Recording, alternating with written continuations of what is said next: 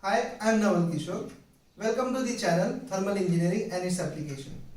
If you are new to the channel, click on the subscribe button and hit the bell icon to get the regular updates from our side. So in the previous two sessions, we have covered up the principle of carburation, working of simple and Solex carburetor.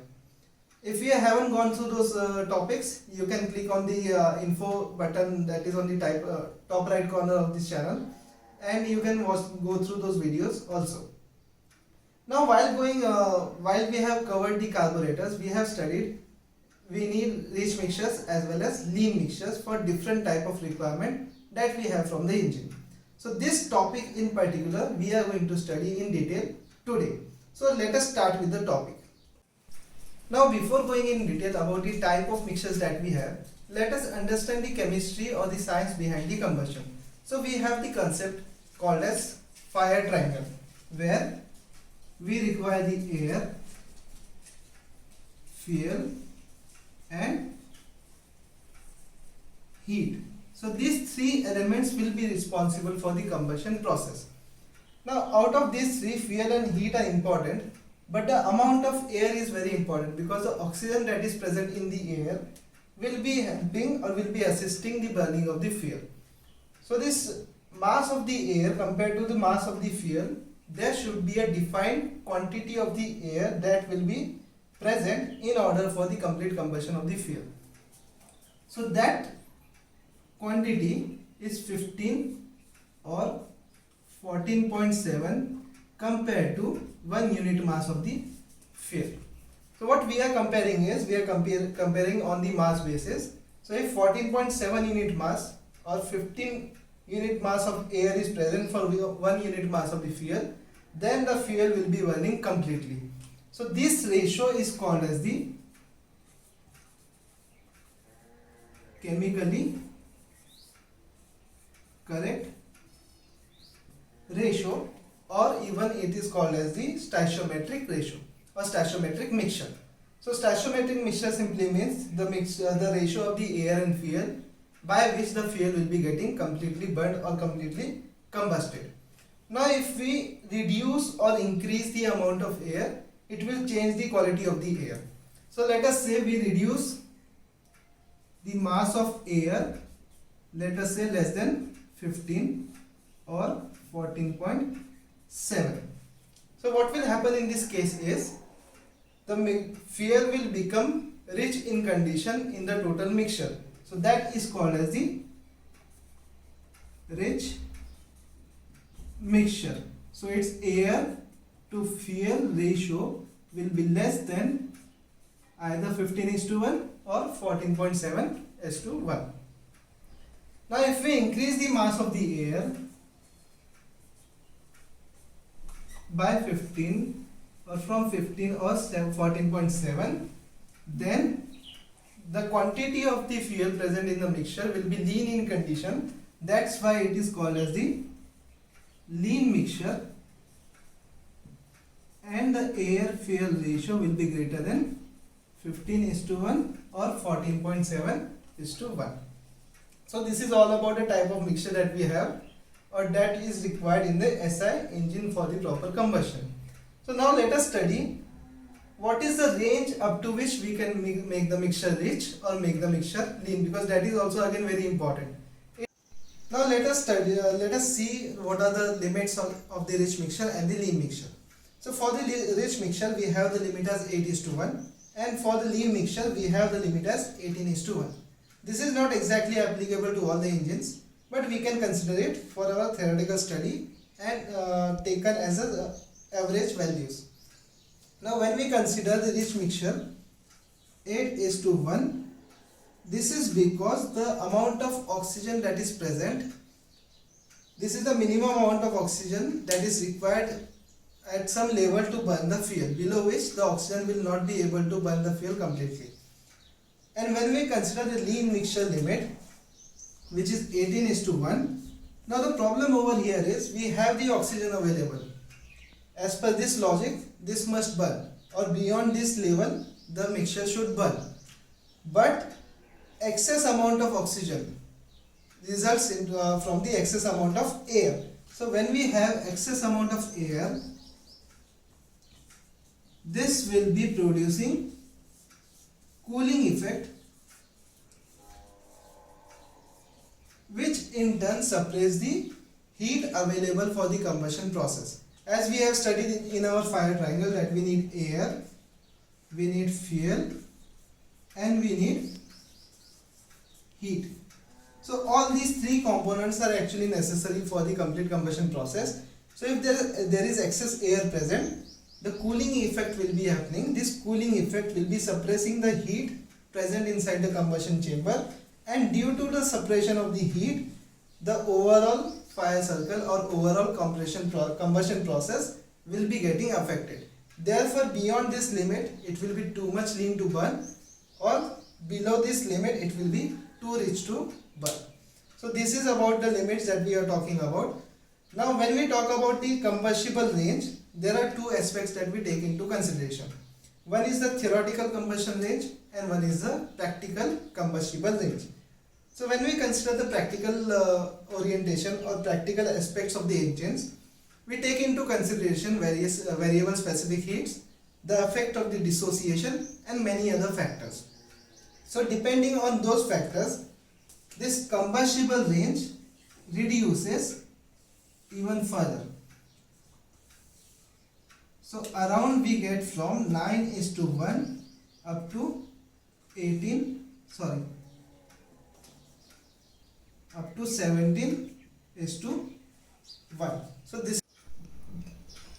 So let us start analyzing the effect of the air-fuel ratio on the power output and the brake specific fuel consumption. So first let us study the effect on the power output, and then we will move into the next variable. Now what happens in the power output? Ideally, a rich mixture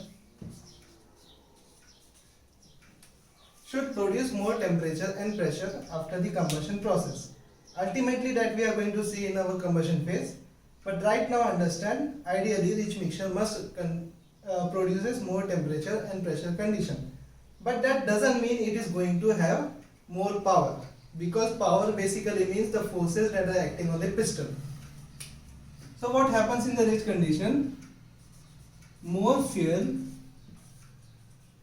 is getting left over as unburnt hydrocarbons. So these fuels are not going to take any part in the combustion process, and hence these are not going to take part in the conversion into power variable.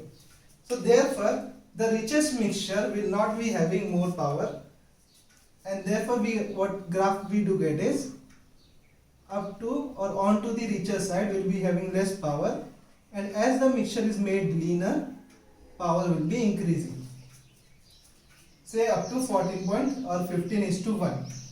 So around 15:1 we must have the maximum power, as we have just studied that 15:1 is the ratio where the fuel get completely burned down or completely combusted. But the effect of dissociation is maximum, because the heat liberated would be maximum, the temperature increases, and due to this dissociative effect, the power at this point would be reducing. Therefore we won't be getting maximum power at 15:1, but we will be getting maximum power at a point slightly richer than the chemically correct ratio. And due to the dissociative losses, the power will start reducing when the air-fuel ratio reaches to the chemically correct ratio. Now as the mixture move toward the lean condition, obviously lean mixture are not going to give sufficient amount of power. Therefore the power keeps on reducing as the fuel moves to the leaner side of the mixture. So this is about the power variable or effect on the power curve. Very simple to understand. On the richest side, the power will not be maximum. Power will be maximum at a slightly rich mixture, because at the chemically correct ratio there would be dissociative losses. Now let us move to the brake specific fuel consumption. So let me tell you first what is brake specific fuel consumption. It relates to the mass of the fuel that is consumed with respect to the brake power produced and the time for which the engine is running. So let us say 1 kg of fuel is consumed, producing 1 kilowatt of power for 1 hour. So BSFC would be 1 kg per kilowatt hour. That means if we analyze this formula properly, if brake power reduces, BSFC must go high. If brake power is increased, BSFC will reduce. Now using this correlation, we will be analyzing the graph that is being varied with respect to the air-fuel ratio. Now let us consider the rich mixture side. So when we consider the richest mixture, as we know, onto the richest side, the fuel will not be getting completely burned because of less amount of oxygen that is present for the burning process. Okay. Now as less amount of fuel is burning, that doesn't mean the fuel is consumed. Still we will be consuming 1 kg of fuel. So out of say that, let us say only 0.8 kg of fuel is being consumed. So this 0.2 kg of fuel will not be taking any part in the power production. Therefore, for 1 kg of fuel, the power actually produced will be less. Therefore, what will happen to the BSFC factor?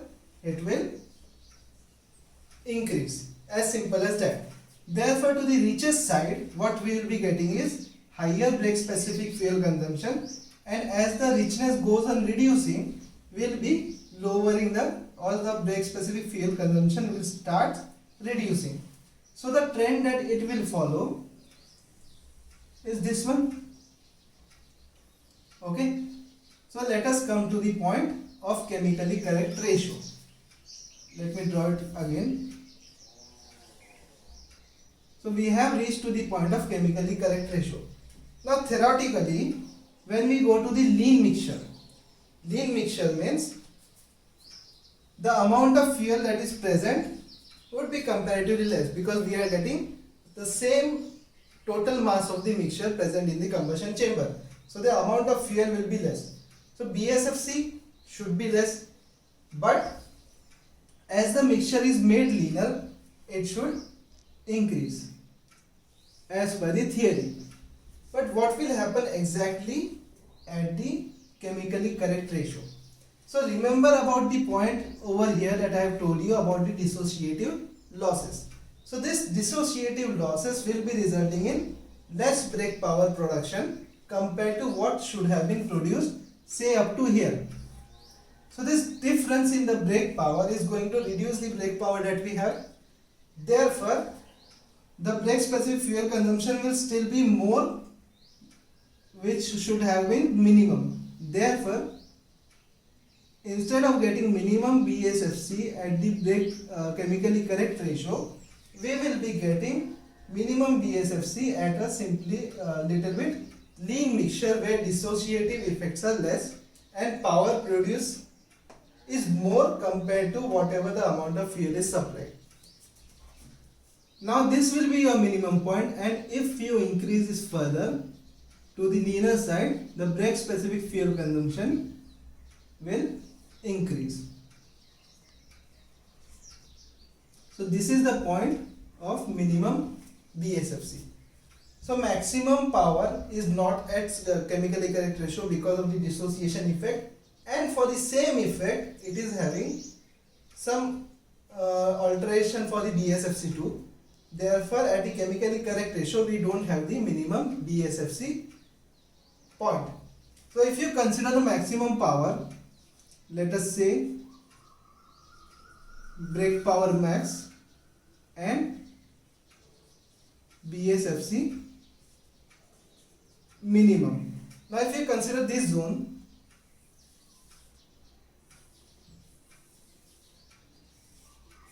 this is the optimal zone for the fuel air mixture or air fuel mixture that we need to have for the engine. So this will be either from 12:1 up to say 16 or 16.5:1. Therefore a carburetor that is present in the SI engine must be tuned in order to get the fuel air mixture in this range, so that either we can have more power and we can have less BSFC, that is less mass of the fuel consumed per unit brake power per unit hour. So this will somewhere relate to the fuel consumption and therefore the economy of the vehicle. So in this way we have properly studied what are the type of mixtures that are available, the chemically correct mixture, the rich mixture and the lean mixture. What are the limits for the rich and lean mixtures available for the theoretical range and the practical range, and we have studied what is the effect on power output and brake specific fuel consumption with respect to the air fuel ratio, where we have also studied why brake power is not maximum or why BSFC is not minimum at chemically correct ratio, and what is the optimized range of the air fuel ratio for the engine or particularly for the SI engine. So in the next lecture we will be studying about the stages of the combustion in detail, where our main focus would be on ignition delay and flame propagation rate. So if you like this lecture, hit on the like button and share with your friends too. Thank you.